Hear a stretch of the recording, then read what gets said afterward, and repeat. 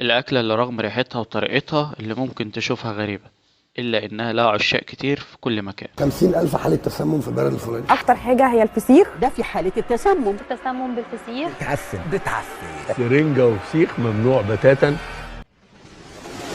النهارده احنا جينا مدينة السوق في كفر الشيخ علشان خاطر المدينة دي بتتشهر من أحسن المدن اللي بتعمل فسيخ، لأن الفسيخ مش أي حد بيعمله، فاحنا عشان كده النهارده جينا نشوف إيه موضوع الأكلة اللي معظم الناس ما بتاكلهاش، في أكتر منهم بياكلوها، وأنا واحد من الناس اللي ما باكلش الأكلة دي، فالنهارده هنعرف وهنخش في قلب المنبع بتاع الفسيخ. النهارده احنا هنروح عند أحسن حد وأشهر حد في السوق بيعمل الفسيخ.